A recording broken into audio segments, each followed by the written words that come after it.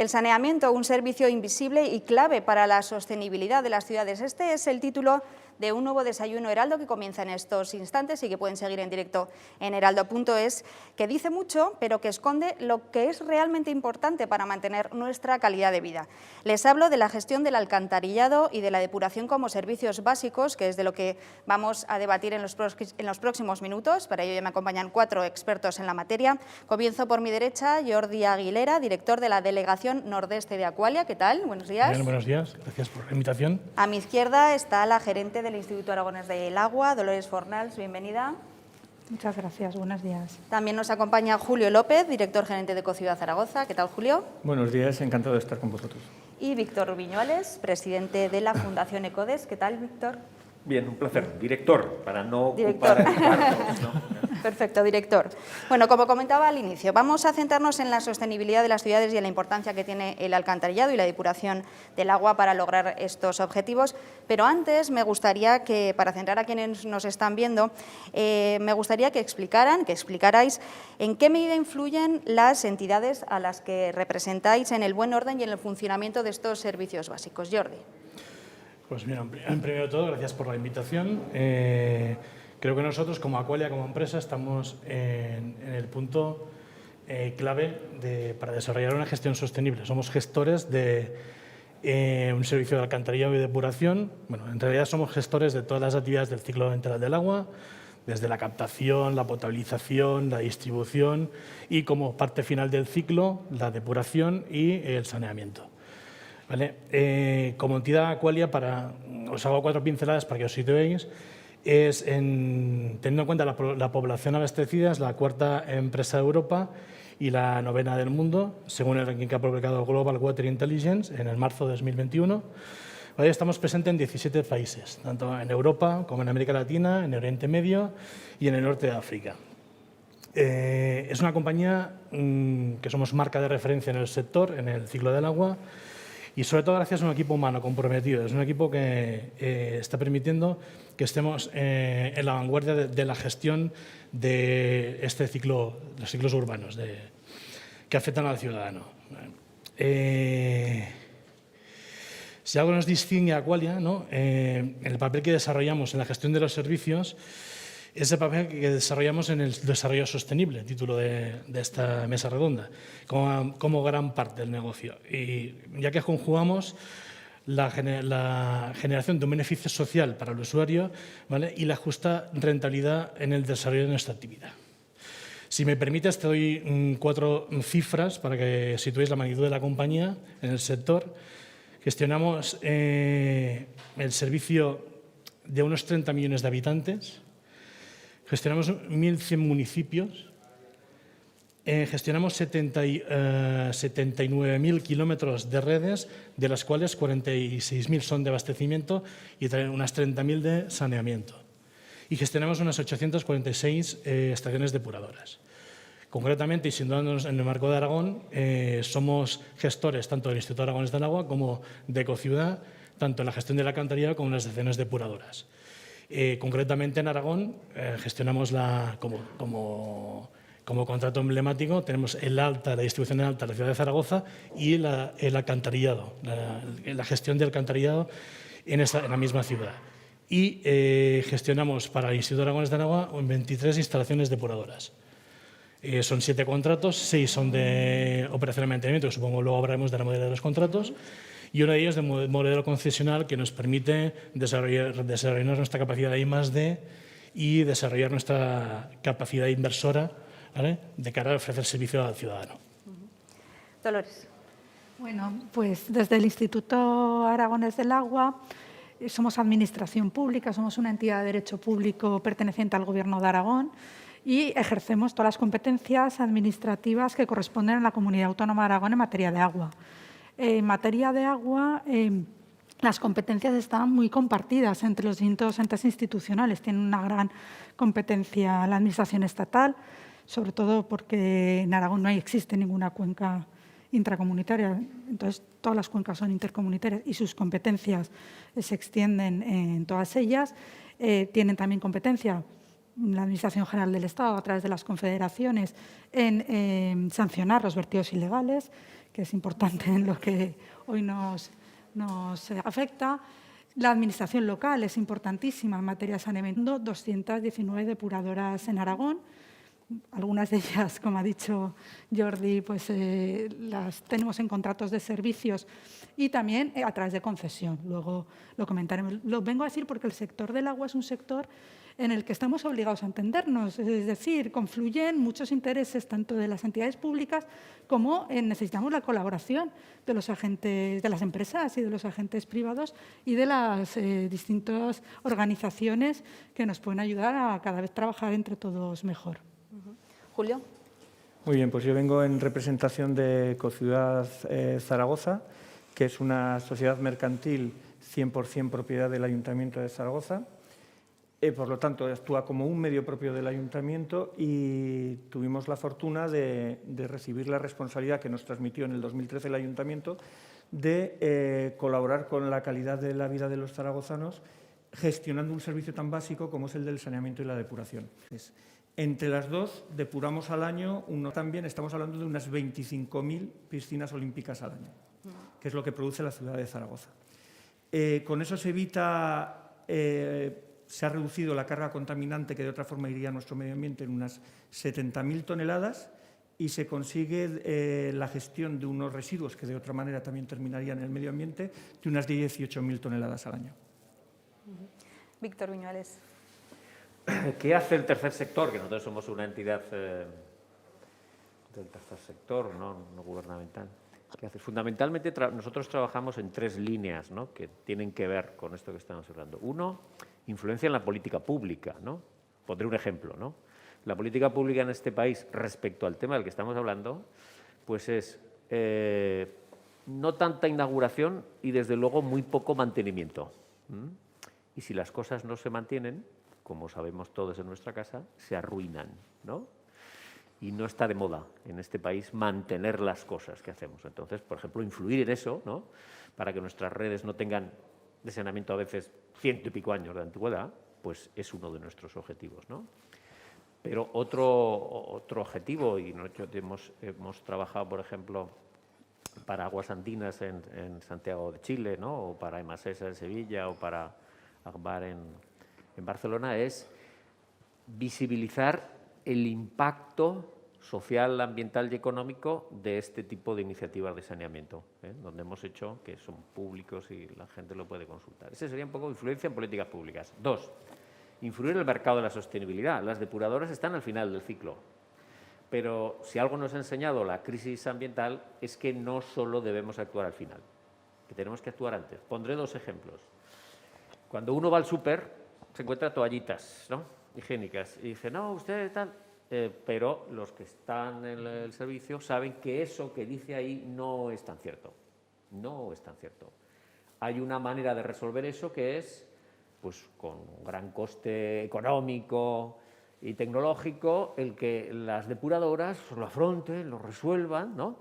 Y otra manera es hablar con los que ponen el mercado esto y decir, oye, no, esto habría que hacerlo de otra manera, ¿no? Entonces, influir en la cadena, ¿no? O pondré otro ejemplo.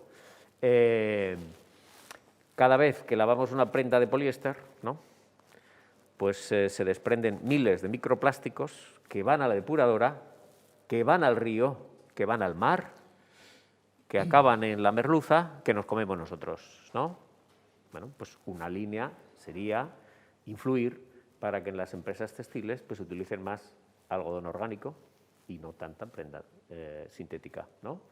Y la tercera línea con la que nosotros normalmente trabajamos sería todo lo que tiene que ver con el cambio cultural.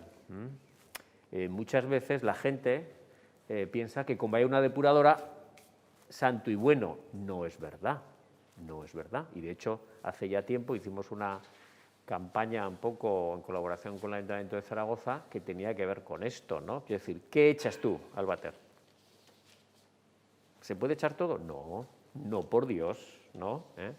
Y de hecho en Estocolmo desarrollaron una iniciativa, ¿no?, que a partir un poco de los bastoncillos estos que, de los que empleamos indebidamente, como hijos y han ido a visitas a instalaciones depuradoras, que es el propio hijo que le dice al padre cuando llega a su casa y dice, oye, esto no se tiene que tirar en el inodoro porque lo he visto en los tamices de las depuradoras y no se puede, ¿no? Provoca contaminación o provoca un residuo innecesario que mejor atacarlo en origen y no en final, porque por los costes que supone, etcétera, etcétera. Es muy fácil, ¿no? La gente pulsamos un botón y se va el agua por el inodoro, pasa por unas alcantarillas que están mantenidas, en la cual aplicamos tecnología que la gente no ve. Cuando digo tecnología es inspección por cámara, inspección por drones, cámaras pérdida que metemos para poder limpiar.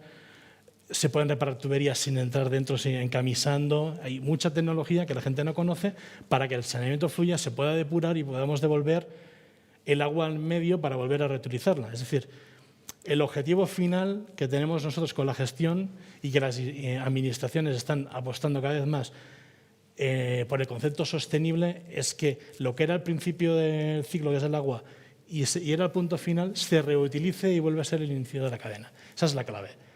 Y hablaremos, si quieres, más adelante, pero la reutilización es la clave del futuro de la gestión del agua y, por tanto, del alcantarillado y de la depuración.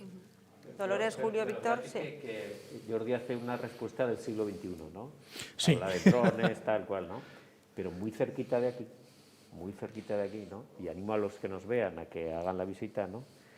En el Foro Romano uno puede acercarse a la cloaca romana que está bajo la calle Don Jaime, meterse dentro y puede meterse dentro. Quiere decir que los romanos ya contestaron a esto. Sí.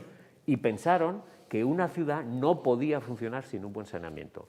Y lo que es escandaloso como civilización es que los romanos, hace más de 2000 años, cuando crean una ciudad en la periferia del imperio, que éramos nosotros, ¿no?, ponen una cloaca de esas dimensiones, ¿no?, y hoy, 2000 y pico años después, haya, como decías, más de 2.300 millones de seres humanos sin resuelto el saneamiento. Es muy curioso. En una civilización que es capaz de mandar una nave a Marte para saber si hay agua y que es capaz de meter drones y de hacer unas... Entonces, esto nos habla de un fracaso civilizatorio. No puede ser. Hay la capacidad tecnológica, hay el poderío económico. Estas cifras no tienen ningún sentido que existan, ¿no? Porque los romanos ya sabían qué pasaba. Dolores. Bueno, yo creo que, como decía Jordi, con la pandemia nos hemos dado cuenta de lo importante que es tener un saneamiento adecuado para la higiene y la salud humana, simplemente, porque, bueno, y lo estamos viendo día a día. Nosotros, para que os hagáis una idea de lo que supone este servicio, por ejemplo, para la Administración Autonómica, del presupuesto que maneja el Instituto Aragonés del Agua, que a su vez, en su gran mayoría, el 90% lo recauda a través del impuesto de contaminación de las aguas, se destina a explotación y a construcción de depuradoras, ese 90% del presupuesto del Instituto Aragonés del Agua. Entonces, unos 55 millones de euros a explotación, que ya son para una administración autonómica como la nuestra, y 15 millones para inversiones. O sea, que estamos destinando muchísimo dinero y lo que quizás falta es la cultura de la sociedad, de darse cuenta que es un servicio tan esencial y tan básico como tener luz. Julio. Pues vamos a ver, yo creo que uno de los problemas de la visibilización es que la gente se ha acostumbrado a tener estos servicios básicos. O sea, hay que tener en cuenta que el saneamiento y la depuración, y yo lo haría extensivo a todo el ciclo integral del agua, es una de las piedras angulares sobre las que descansa la salud de las ciudades. Lo sabían los romanos, se perdió un poco históricamente, pero es verdad que a partir del siglo XIX, la revolución industrial y la nueva creación de ciudades cada vez más grandes, no olvidemos que estamos ahora cerca del 50% de la población vive en ciudades, pero las expectativas que da la ONU es de un 70% para el 2050. Esa concentración empezó a llevarnos a una aproximación higienista de cómo se diseñan las ciudades, que al principio no estaba basada en la gestión del agua, sino más de la gestión del aire, porque verdaderamente se pensaba que las enfermedades se transmitían por el aire. Según durante finales del siglo XIX, principios del XX, avanza la medicina, se hacen descubrimientos, se ve lo importante que se redescubre, porque como bien dice Víctor, los romanos ya tenían por lo menos una apreciación de ello, pero se descubre lo importante que es la higiene para la salud y la importancia directa que tiene sobre las enfermedades infecciosas y las muertes provocadas por ellas, empieza a haber un boom. Pero yo creo que la gente se ha acostumbrado a que, ¿cómo no voy a tener agua?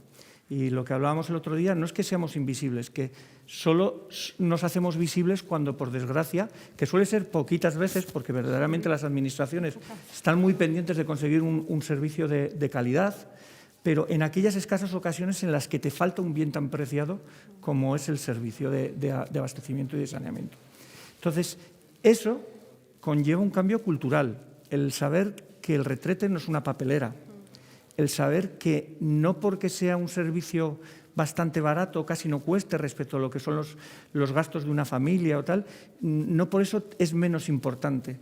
Yo creo que no somos conscientes, hay que volver a recuperarlo, de la importancia que tiene y de lo que nos pasaría si no lo tuviéramos. Solo hay que ver en aquellos países donde no disponen estos servicios, Víctor sabe mucho de ello porque ha trabajado en muchos países intentando solucionar esos problemas, ¿qué hubiera sido nuestros confinamientos y nuestra pandemia sin el ciclo integral del agua y sin un saneamiento adecuado?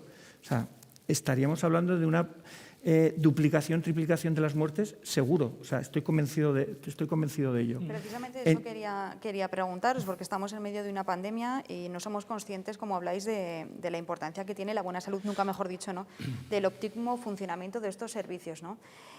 Hablamos de la aparición de enfermedades, pero ¿cómo influye realmente? Porque volvemos a lo mismo, yo creo que el ciudadano no es consciente. Julio, que además te he cortado y creo que ibas a hacer alguna intervención en este sentido.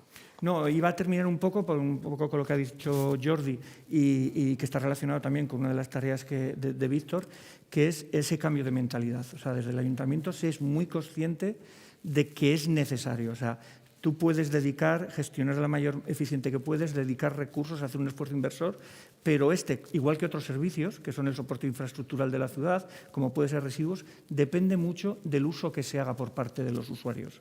O sea, lo ha dicho Dolores, es un problema de todos y la solución vendrá de todos, ciudadano incluido. Somos tan conscientes de eso que, bueno, ahora con la pandemia lo hemos paralizado de momento, pero todos los años el ayuntamiento, tanto las depuradoras como la potabilizadora, lleva grupos de estudiantes, lleva grupos de universitarios, pues gente de las juntas vecinales, porque queremos visibilizar. Tienen que ser conscientes del esfuerzo diario que se realiza para que ellos tengan un nivel de calidad de vida de la que muchas veces ni es consciente de lo que tienen.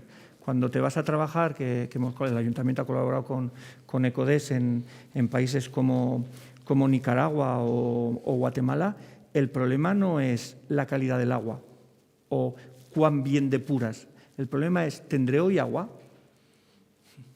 ¿Tendré hoy agua? ¿Me está contaminando esas fecales que estoy echando libres a ese suministro de agua que encima no lo tengo constante?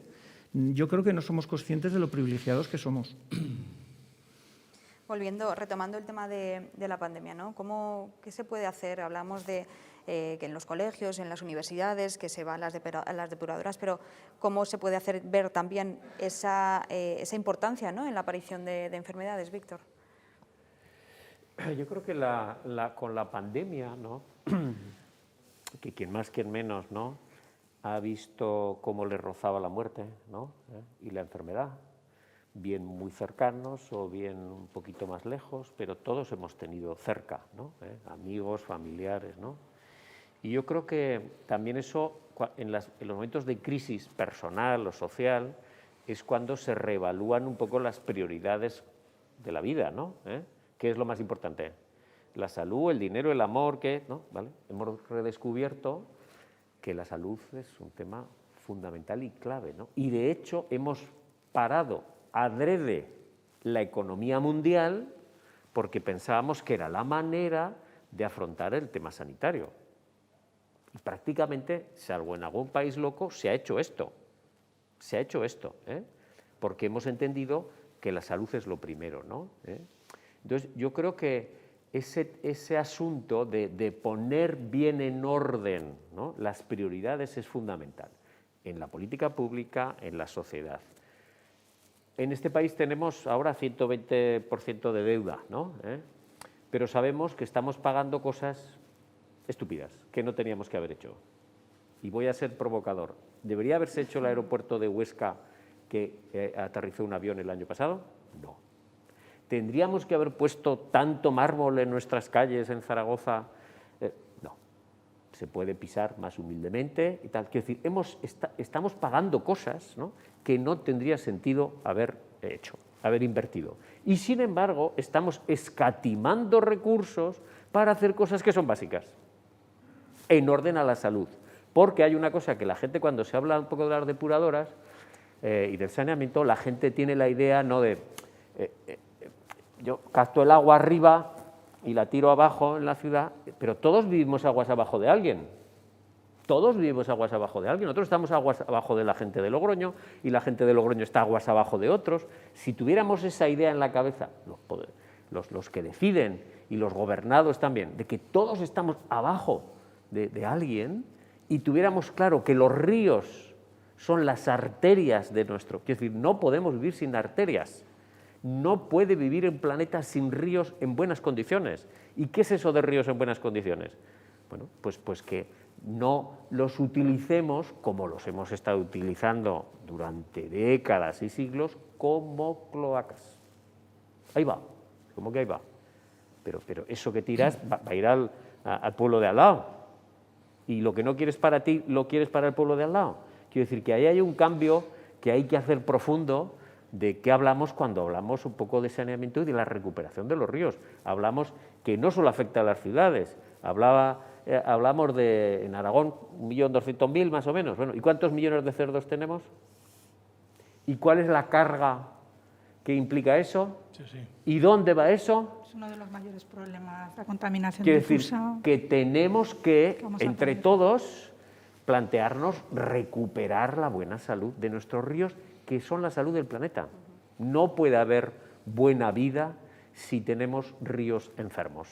Y eso pasa porque nos planteemos, desde luego, que no podemos agredir más, que los hemos agredido mucho ya, a nuestros ríos, que son fundamentales para la vida.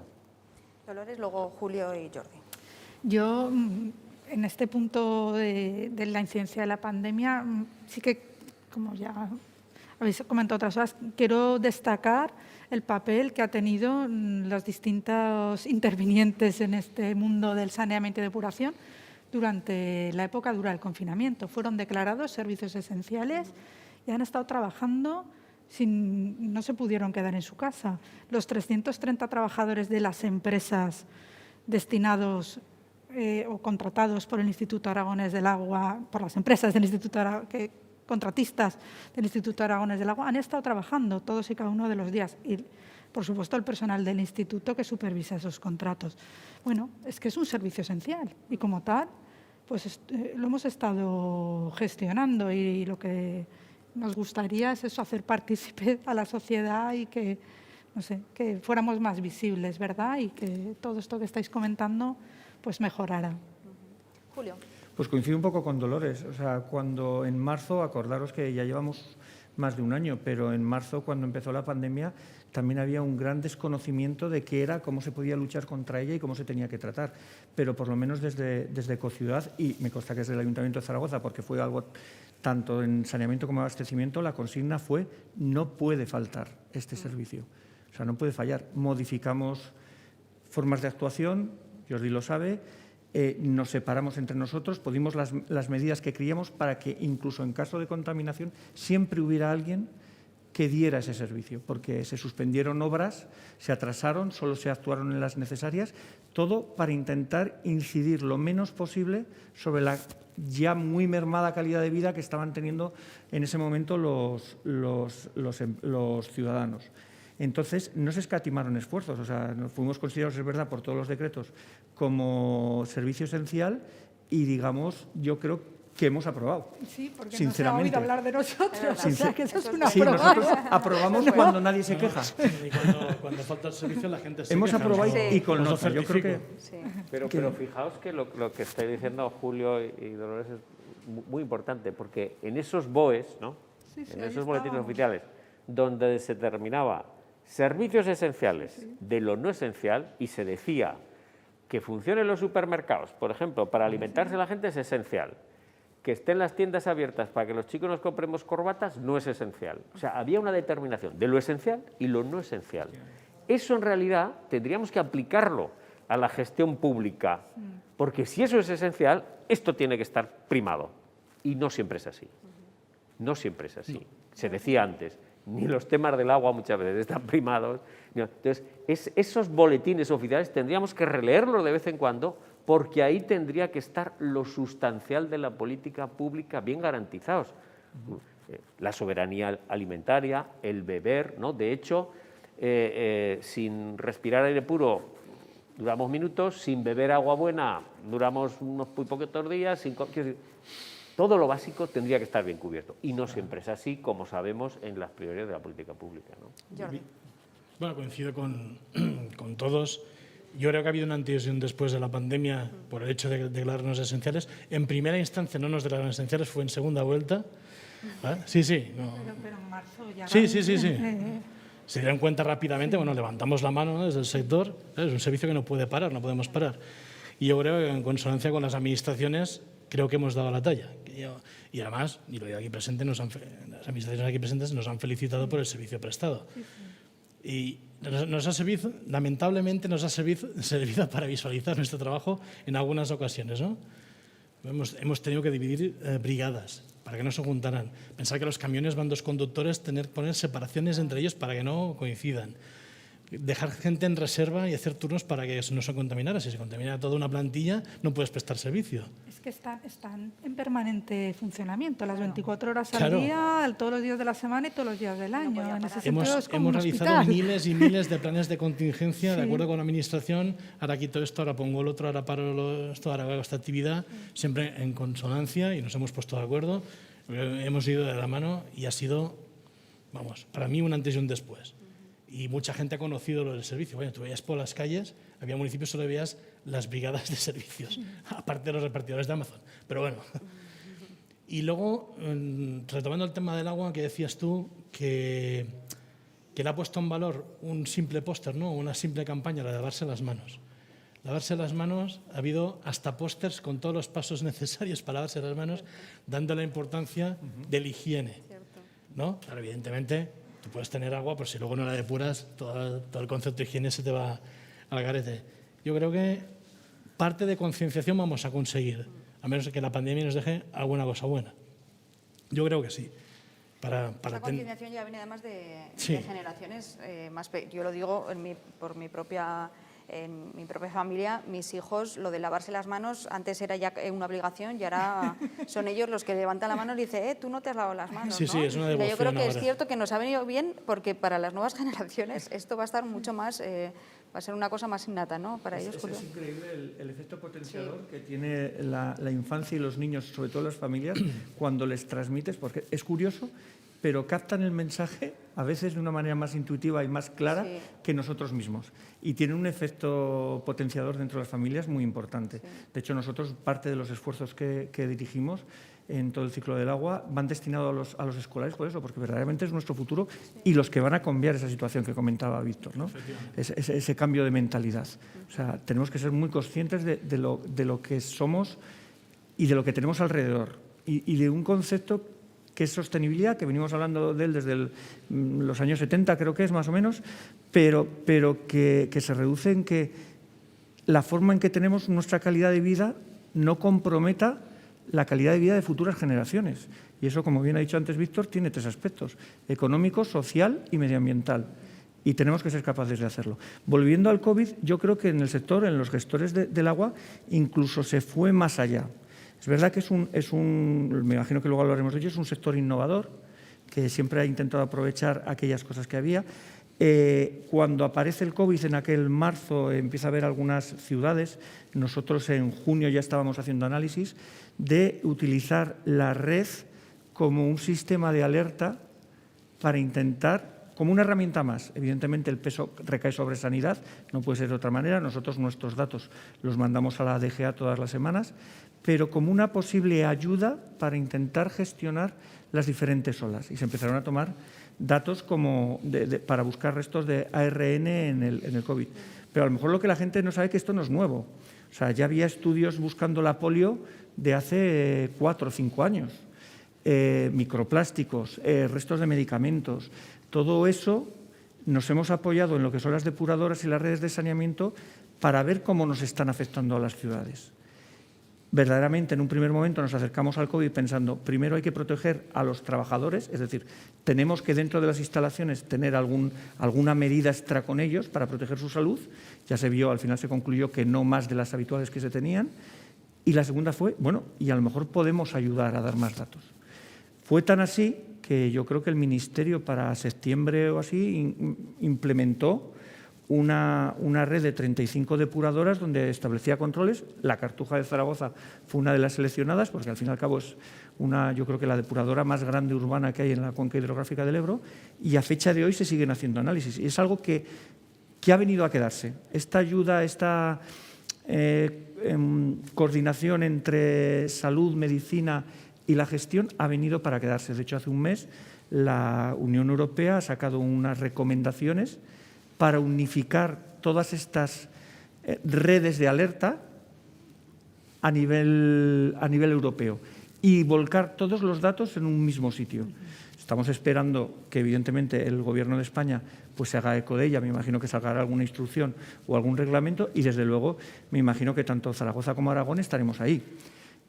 Porque es algo que verdaderamente le da un plus al cuidado de la salud y podemos aprovecharnos de ello. Luego hay otro elemento que...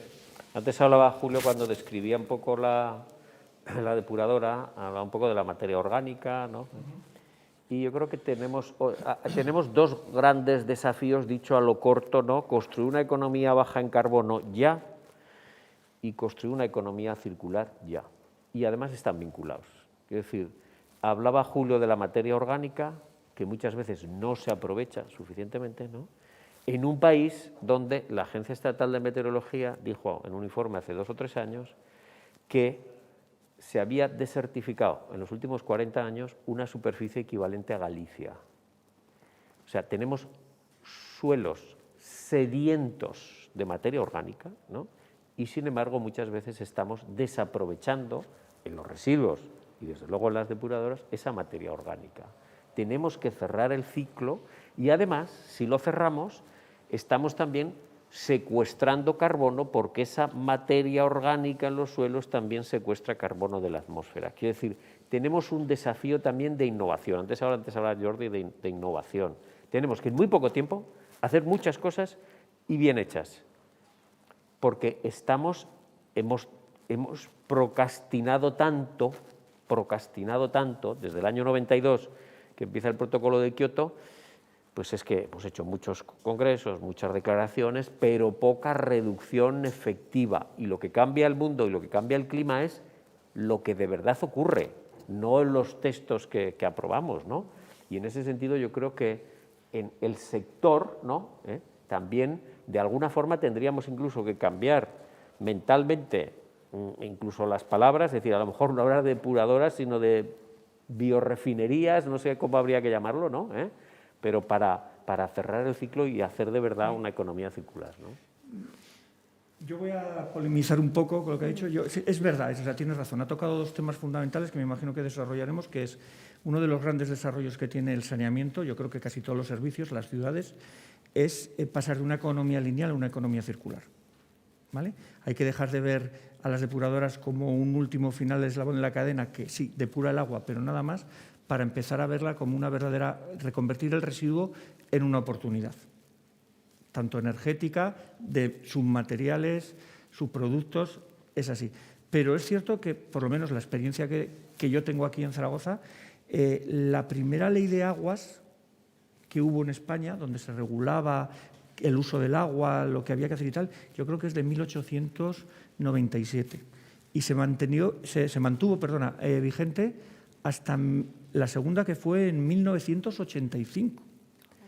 En el 89, Zaragoza ya tenía su depuradora, y la segunda depuradora la tenía 2 años antes de que saliera la legislación que regulaba el saneamiento. La primera legislación nacional, que es del año 95. Es decir, yo creo que sí que ha habido, por lo menos desde el Ayuntamiento de Zaragoza, un compromiso desde el inicio. ¿Qué es lo que pasa? Nuestro conocimiento, nuestro conocimiento de la realidad, de lo cambiante que es el mundo y hacia dónde vamos sin remedio, como no cambiemos, es, pues sí, del año 92 que dices, se ha dado en estos años. Y uno de los grandes retos que tiene es pasar el saneamiento, creo, de esa economía lineal a circular, que ya lo estamos haciendo. Es decir, la depuradora de la Almozara aprovecha el 70% de la energía de la digestión de fangos. La Cartuja está en el 20%, un poco menos, pero ya estamos pensando en cómo conseguir subproductos, qué nuevas tecnologías podemos aplicar. Ese es el futuro, lo has dicho muy bien, ese es el futuro. Y el otro gran reto es la resiliencia contra el cambio climático. Es verdad que no hay una gran precisión, pero es verdad que de todos los modelos que hay 2 cosas muy claras. Va a pasar en Aragón, va a pasar en España. Madrid ha hecho también un estudio. Yo creo que AEMET hacia Aragón tiene unas previsiones. En las próximas décadas va a llover menos y va a llover diferente. Las intensidades de las lluvias, o sea, va a llover si te vas a los escenarios más negativos, pues un 14, un 18% menos. Y va a llover, las lluvias que vaya a haber van a ser del orden de entre el 13 y 15% más intensas. Hay que preparar a nuestros sistemas para eso. Eso requiere, aparte del esfuerzo inversor que has hecho, porque es verdad que en esto del saneamiento a lo mejor ha sido la hermana un poquito olvidada, también porque es la menos visible y la que más profunda va dentro de las calles, es muy costoso llegar a reponer el saneamiento. Tenemos colectores que están a 8 metros, 9 metros.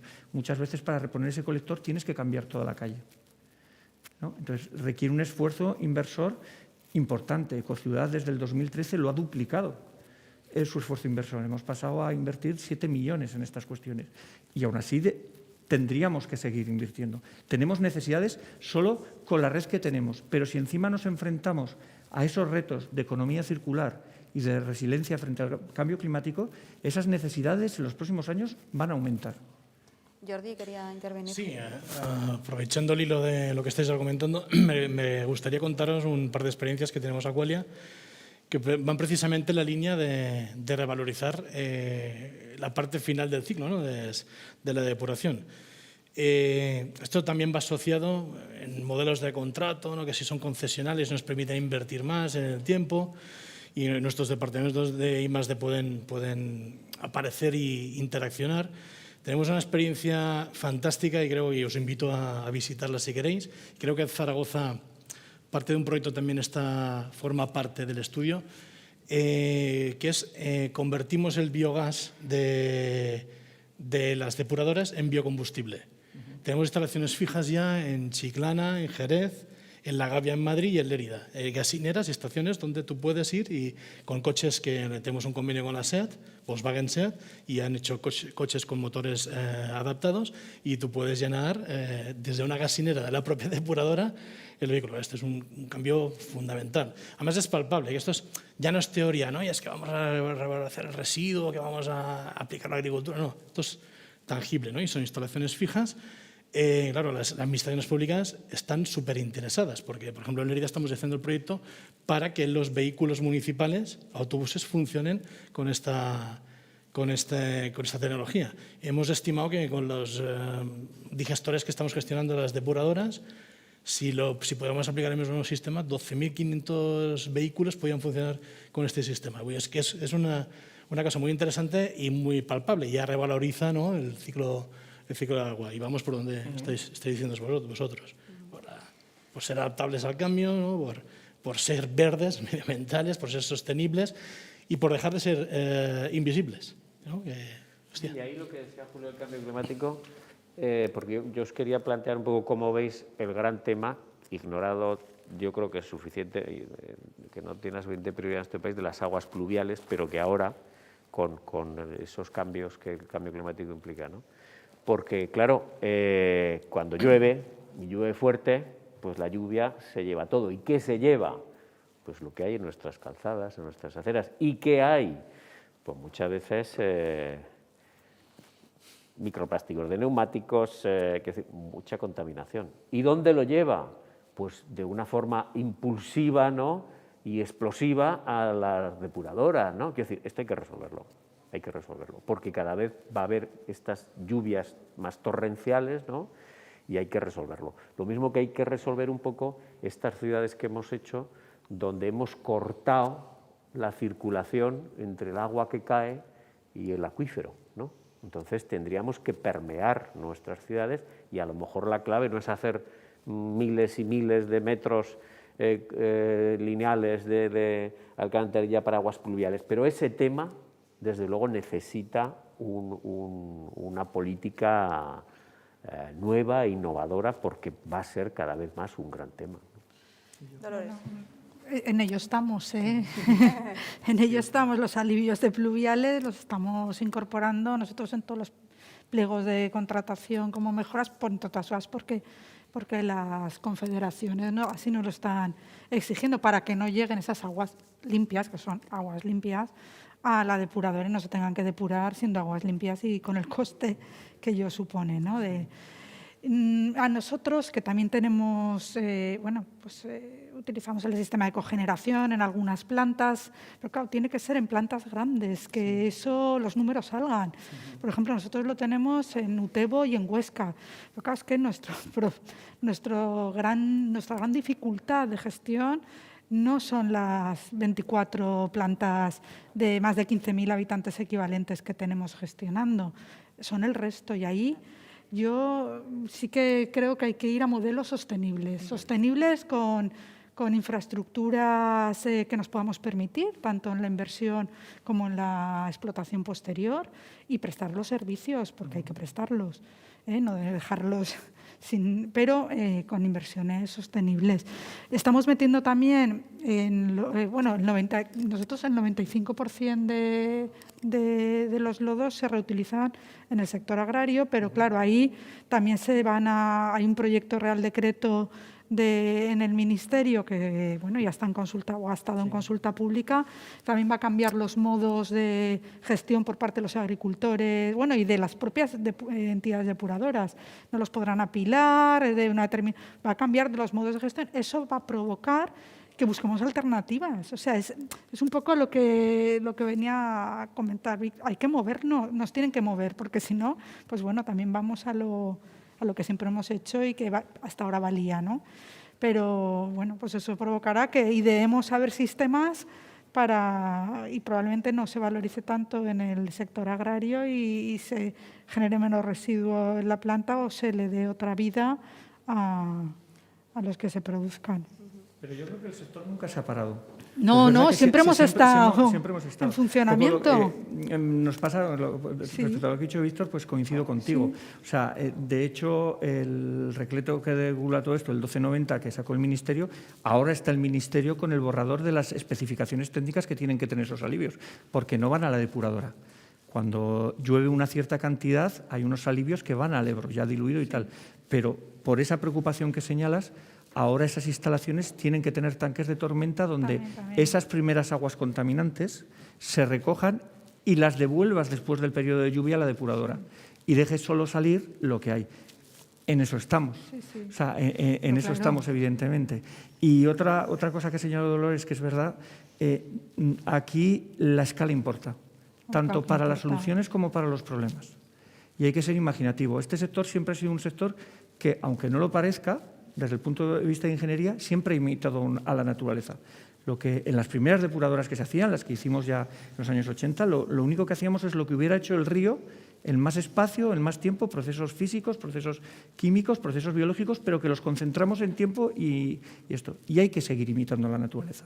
Cada vez, según avanzan los conocimientos, según sabemos mejor cómo van los procesos de la naturaleza y los procesos biológicos, se nos abren nuevas puertas.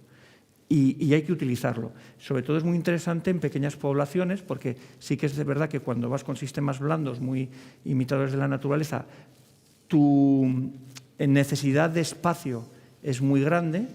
Cuando te vas a una población como Madrid, de 4 millones, pues a lo mejor necesitas un ratio de 10 metros cuadrados por habitante para llegar a esos sistemas. Es inviable. Es inviable. Entonces, sí que hay que diferenciar las soluciones y la problemática por tamaño. Es muy importante. Precisamente estábamos hablando ahora de diferencias de los núcleos urbanos y quería hacer una pregunta a Dolores y que vosotros también participarais. ¿Cómo se gestionan en pequeños y medianos núcleos de población estos sectores tan básicos, estos servicios tan básicos? Porque hablamos de grandes ciudades, ¿no?, de sostenibilidad, de resiliencia, de ciudades resilientes, pero en los pequeños núcleos, Aragón, somos especialistas en pequeños núcleos, ¿no, Dolores? Sí, bueno, pues es más de 1.500 entidades de población que tiene Aragón. Pues casi 975 creo que son, no llega a los 1.000 habitantes. Y bueno, y hay muchísimos cientos que no supera los 100 habitantes. Entonces, tenemos que prestarles el servicio. Yo ahí creo que hay, y nosotros venimos, siempre que nos lo permiten, en el plan de SEA, en la planificación hidrológica, lo venimos insistiendo, que el Ministerio tiene que definirse. Y me voy a explicar. Hay un concepto técnico en este mundo de la depuración que se denomina habitante equivalente. El habitante equivalente no corresponde con el habitante censado, porque tiene en cuenta otros parámetros que es la carga contaminante real que se produce. Y eso, pues, ¿cómo se sabe? Haciendo análisis. ¿Y análisis cuándo? Pues en la mayor parte de los municipios de Aragón tendría que ser el 15 de agosto, porque tenemos una estacionalidad enorme. Entonces, nosotros le venimos demandando que defina al Ministerio con realidad el tratamiento adecuado para esos pequeños municipios o pequeñas aglomeraciones por debajo de 2.000 habitantes, porque por encima de 2.000 habitantes equivalentes está en las directivas comunitarias, pero por debajo dicen tratamiento adecuado, pero eso no está definido. Y cada demarcación y cada confederación, bueno, pues interpreta ese concepto. Entonces necesitamos seguridad jurídica. Lo primero, que se defina lo que es el tratamiento adecuado en función de los habitantes equivalentes. Y luego también apostamos por un concepto simplificado de habitante equivalente. No podemos estar haciendo miles de análisis en las entidades de 100 habitantes o de menos habitantes para saber qué habitantes equivalentes tienen. Entonces, nosotros hemos ideado un concepto simplificado utilizando datos estadísticos que utilizamos en nuestras convocatorias de subvenciones, pero simplemente para limitar la inversión y la inversión protegible, de modo que cuando los municipios sacamos convocatorias para que construyan sus depuradoras y piden la subvención en función de las casas rurales o de las viviendas de turismo rural o plazas de alojamiento de turismo rural, en función de las segundas residencias habitadas, en función de la población residente, les aplicamos esa fórmula y les marcamos la subvención máxima protegible. ¿Con qué fin? Pues con limitar o tratar de racionalizar las inversiones que se van a producir en esos núcleos y la explotación y funcionamiento posterior. Y para complicar más las cosas, tenemos municipios en Aragón, como dice Dolores, con muy pocos habitantes y a lo mejor el municipio tiene, y estoy diciendo que es un caso real, ¿no?, 500 habitantes, pero ahí viven otros habitantes que son igual 100.000 cerdos. Ah, bueno. Para los ríos, para los acuíferos, exactamente no distinguen, porque no son tan soberbios como nosotros, ¿no?, si esto viene de un cerdo, si viene de un habitante humano que está censado, que vota, que no sé qué. Quiero decir que tenemos que contemplar globalmente y coordinarse también con ese otro gran desafío, que es el tipo de ganadería que tenemos y su concentración. Entonces, esto parece que son mundos separados, ¿no? Aquí estos se ocupan de agricultura, no sé qué, estos se ocupan de no sé qué, estos se ocupan, pero estos son manías nuestras de encapsular las competencias en el BOE administrativas, aquí esto va por este reglamento, este va por otro, pero para la naturaleza le da igual de dónde viene la carga contaminante, ¿no? Entonces, ahí hay un desafío de coordinación de política pública, de coherencia de política pública, porque el fin último, que es construir una economía que haga las paces con la naturaleza y mantener nuestros ríos vivos, pasa porque resolvamos en Aragón, ¿cuántos millones de cerdos hay? 8, 9... Pero bueno, sí, ese sector es importante, pero también la forma en la que se fertiliza, la forma en la que se riega, la forma... agricultura, bueno, claro, es que el 80% creo que es del uso del agua, es del sector agrario y ganadero. Porque, creo que es, ¿no? 85%. Entonces, son un actor importantísimo. Desde mi punto de vista, lo que se hace en las ciudades es mejorable, pero se ha dado un paso de gigante en relación con la situación de las últimas décadas. Donde hay un retraso gigantesco es en toda la agricultura y la ganadería. Y si no se afronta eso, no tendremos de verdad buenas masas de agua en nuestros ríos, en nuestros lagos, en nuestros acuíferos. Entonces, quiere decir que eso hay que meterle mano y no se está abordando de verdad con la profundidad que se debería. Julio, no sé si queréis añadir algo más. No, yo estoy de acuerdo con la directora, que es un problema los pequeños núcleos, ¿no? Sobre todo de sostenibilidad económica, ¿no? Tienes que poner núcleos de depuración en sitios de 100 habitantes. A veces los 100 habitantes es un pueblo pequeño y tienes un molino de aceite, ¿no? Y tiene una carga contaminante brutal. Tienes que hacer una depuradora que ni depuradora bien, porque necesitas sistemas tecnológicos. Pues hay que hacer estudios adecuados, hay que intentar agrupar, a veces es mejor invertir en colectores que centralicen. Esto lo están haciendo grupos de depuradoras. Yo creo que no podemos por depurar, hacer a tuntún cualquier depuradora y cualquier instalación, hay que pensarlo muy bien. Yo creo que la política que se está siguiendo en Aragón y en muchas comunidades es la adecuada. Y está el 95% de la depuración cubierta, falta este 5% o 6%, ¿no? Que son núcleos dispersos muy pequeños, que es muy complicado.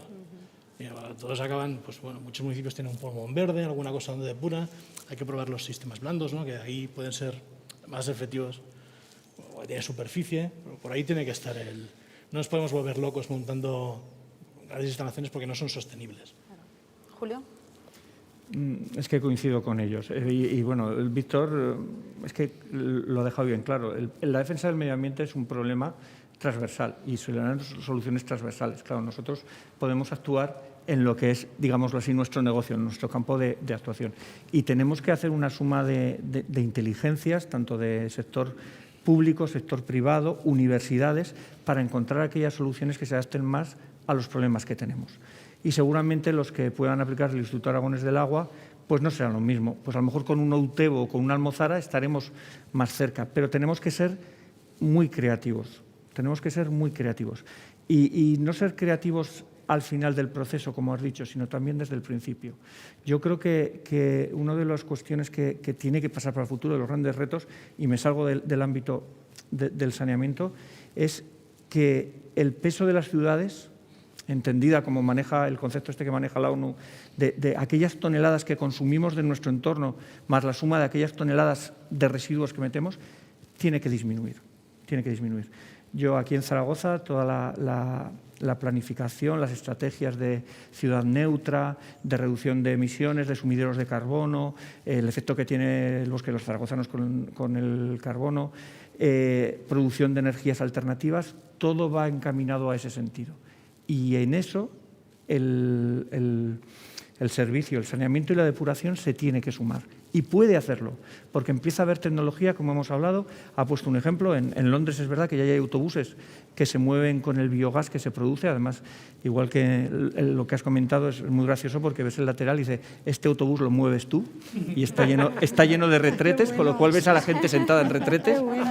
Sí, es una imagen muy visual, pero es verdad, empiezan a ver los primeros que están funcionando. Hay pruebas, por ejemplo, de utilizar las aguas fecales en Francia hay una, la primera creo, utilizar las aguas fecales aprovechando la diferencia de gradiente térmico que tienen como una geotérmica de superficie, por ejemplo, para calentar el agua de una piscina pública.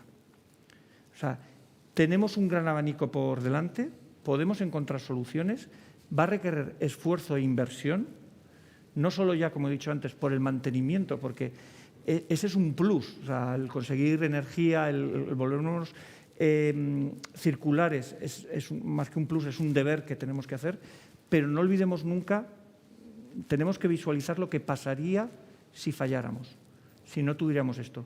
La gente no estaría hablando de si le llega el 5G, el 4G, el 3G, o si tiene banda ancha o no la tiene. Estaría preocupada porque lo has dicho tú antes, lo que llaman habitualmente la regla del 3. O sea, un cuerpo humano vive 3 minutos sin aire, 3 días sin agua y 3 sin comida, 3 semanas sin comida. No somos conscientes. Somos unos privilegiados y yo creo que no somos conscientes de ello. Como apunte, si me permites, es importante que el sector privado, aparte de la administración, el sector privado también se está dando cuenta. Y os pongo como ejemplo, nosotros estamos desarrollando la depuradora para el polígono petroquímico más importante del sur de Europa, que está en Tarragona, no sé si lo conocéis. Pues tiene la normativa BREF es más restrictiva y las diferentes compañías petroquímicas han decidido, en lugar de modificar su depuradora, hacer una conjunta para 1.700 metros cúbicos hora. Y el objetivo de esta depuradora es reutilizar el agua para los procesos industriales, que hasta ahora venían de un trasvase y se cogía agua de boca. Por tanto, la iniciativa privada está pensando ya en la reutilización y en valorizar el residuo. Eso es importantísimo. Es que la iniciativa privada sí arrastra también la iniciativa pública después. Además, tiene un dinamismo en innovación que deberíamos aprovecharlo, el sector público. Yo creo que podemos aprovecharlo. Igual que, como lo he mencionado antes, pero las investigaciones y el carácter científico es de que todos los estudios que se hacen en las universidades y que revierten en las aplicaciones directas que luego tiene. Yo creo que eso es muy importante. Es indiscutible. Bueno, está claro que es un sector en constante evolución, ¿no? Entonces, bueno, me da la sensación de que nos dejamos muchas cosas en el tintero, pero ya llevamos 1 hora, entonces me gustaría que para finalizar hicierais un breve análisis de qué podemos hacer los ciudadanos, ¿no? Para mejorar el desarrollo de este servicio, que está al alcance de nuestra mano. Empezamos por Víctor, Dolores, Jordi y Julio. Pues quizá entenderlo bien primero, ¿no? Yo de una forma, una vez en mi calle, en mi edificio, por reparaciones, pues estuvimos yo creo que 3 días sin agua, ¿no? Y es la mejor campaña de seducción para que el ciudadano entienda la importancia del derecho humano al agua y lo que significa y que es mucho más relevante que el móvil y no sé qué, es eso.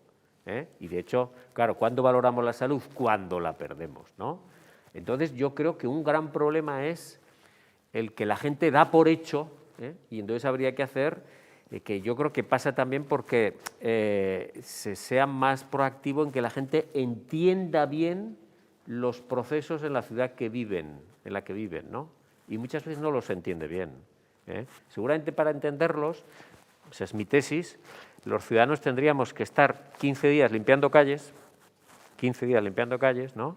15 días trabajando en la depuradora, 15 días trabajando en la potabilizadora, en el vertedero, y eso debería ser un plan de formación de cualquier joven para entender la ciudad en la que vive. Eso estaría bien, sí, sí. Porque si no, no entendemos bien, ni valoramos bien. ¿No? Yo recuerdo que en los tiempos duros de la pandemia estaba volviendo por el puente de Hierro y vi a uno del servicio de limpieza, ¿no? Y consciente un poco del BOE le dije, muchas gracias, porque él estaba allí. Él no podía, como nosotros, que teletrabajo, que no sé qué, y salvarse del potencial de contaminación. Él estaba allí, ¿no? Y muchas veces la gente no entendemos de verdad cómo funciona la ciudad y qué papel tan esencial hace determinadas personas, ¿no? Entonces yo creo que habría que hacer una de seducción, de comprensión, de información a la ciudad, ¿no? Bueno, yo creo que es que la ha descrito también, que lo suscribo totalmente. Sería una buena experiencia de compromiso social. Sería voluntario, y bueno, yo creo que lo que tenemos es que, lo ha dicho antes Julián, utilizar el retrete como papelera para lo que es el saneamiento. Y ya está. Y lograr y alzar la voz para que intentar que los productores de los productos pues que los hagan potencialmente reciclables, de verdad, no así como las toallitas o los productos de higiene femenina, ¿no? Y en cualquier caso no tirarlos a la basura, y si puede ser de forma reciclada además, o sea, separada. Jordi. Bueno, de acuerdo con ellos, es un tema de concienciación, ¿no? Sí, tenemos que conseguir concienciar a la gente, y sobre todo, y nosotros nos choca muchas veces desde el punto de vista como gestor y por la polémica que genera el coste de los servicios prestados, es esta concienciación, primero, de lo que hay detrás, ¿no? Del gesto de levantar el grifo y de tirar del inodoro. Y luego la concienciación, ¿no? La gente te critica el coste de un metro cúbico de agua y si lo comparas con lo que vale un agua de esta, estás hablando como 200 o 300 veces más. Podríamos estar discutiendo aquí. Y la gente no es consciente. O lo que vale una DSL o un paquete de tabaco comparado con lo que vale un metro cúbico o una tasa de alcantarillado para gestionar un servicio imprescindible, básico, pero lamentablemente invisible, ¿no? Como hemos dicho. Creo que si conseguimos concienciar, y la pandemia creo que un poquito ha ayudado, yo creo que esta es la línea que hay que abrir y el camino que debemos seguir. Julio. En 3 ideas muy básicas, porque yo creo que coincidimos todos los que estamos aquí. Visibilizar y concienciar. Es una de las tareas pendientes, se hacen esfuerzos, pero creo que no son suficientes o no conseguimos llegar. Quizá la idea que ha propuesto Víctor fuera más efectiva. Mantener lo que tenemos. O sea, verdaderamente no podemos perder lo que hay. Yo creo que la gente se olvida que en Zaragoza, por ejemplo, se potabiliza el agua, la potabilizadora es de los años 60. Todavía hay gente que seguirá viva y que nos esté a lo mejor viendo, que se acuerde que no es un privilegio o un derecho, como quieras verlo, que hemos tenido desde siempre, que ha costado conseguirlo y que hay que mantenerlo. Y segundo, evolucionar. Evolucionar para prepararnos lo que va a ser el cambio climático y evolucionar hacia la economía circular, para aprovechar mejor todos los recursos que tenemos, minimizar nuestros residuos y volvernos como ciudades, dentro de grandes estrategias, mucho más neutras con el medio ambiente. Bueno, pues seguro que con este Desayuno Heraldo hemos intentado acercar estos servicios básicos a los ciudadanos. Nos quedamos con todas las ideas que hayan aportado. Muchas gracias a los 4 y a ustedes por seguirnos en directo en heraldo.es. Gracias.